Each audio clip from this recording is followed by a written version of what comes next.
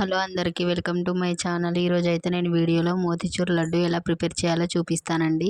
పెద్ద కష్టపడాల్సిన అవసరం లేదు, ఇలా చేయండి, ఈజీగా ఉంటుంది, అలాగే బాగుంటుంది కూడా. సో ఈ లడ్డు ప్రిపేర్ చేయడానికి నేను ఒక కప్పు మీద అరకప్పు శనగపిండి తీసుకున్నానండి. ఇలా తీసుకున్న శనగపిండిని ఉండలు లేకుండా మంచిగా కలుపుకోవాలండి. నేను చూపిస్తున్న విధంగా కలుపుకోండి. నేను ఈ పిండి కలిపే ముందు స్టవ్ పై ఆయిల్ కూడా వేడి చేసుకుంటున్నానండి. ఎందుకంటే ఆయిల్ ఎంత మంచిగా వేడైతే లడ్డూలు అంత మంచిగా వస్తాయి. సో అందుకనే నేను ముందుగానే పెట్టుకున్నాను. ఆయిల్ వేడయ్యాక మనం కలిపి పెట్టుకున్న శనగపిండిని ఇలా ఆయిల్లోకి వేసి మంచిగా వేయించండి. స్పూన్తోనైనా వేయచ్చు, లేదా చేయినైనా యూజ్ చేయొచ్చండి. నేనైతే స్పూన్తో వేస్తున్నాను ఇక్కడ. మీకు ఎలా వీలైతే అలా చేసుకోండి. మరీ గట్టిగా కాకుండా మరీ మెత్తగా కాకుండా మీడియంలో వేడి చేసుకోండి, ఫ్రై చేయండి. నేను వీడియోలో చూపిస్తున్న విధంగా ఆ కలర్ వచ్చేదాకా వేడి చేయండి.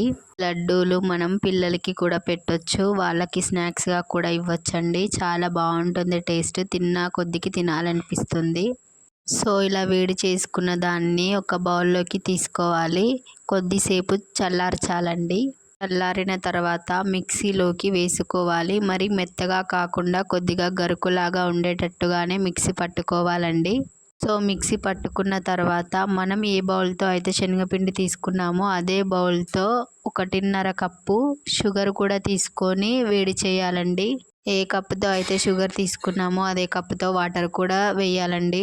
సో షుగర్ మంచిగా మెల్ట్ అవ్వాలండి. దీనికి పాకం రావాల్సిన అవసరం లేదు. జస్ట్ మన చేతితో టచ్ చేస్తే ఇలా అతుక్కపోయినట్టుగా ఉంటే చాలు. ఇలా రెడీ అయ్యాక అందులోకి ఫుడ్ కలర్ వేయొచ్చండి. నేనైతే ఫుడ్ కలర్ యాడ్ చేశాను. ఆ ఫుడ్ కలర్ వేసిన తర్వాత 2 నిమిషాలు వేడవ్వనివ్వండి. తర్వాత మనం పక్కన పెట్టుకున్న శనగపిండిని అందులోకి వేసి మంచిగా కలుపుకోవాలి. ఇందులోకి డ్రై ఫ్రూట్స్ కూడా యాడ్ చేసుకోవాలండి, టేస్ట్ ఇంకా బాగుంటుంది. అలాగే 1 స్పూన్ యాలకుల పొడిని యాడ్ చేయాలండి.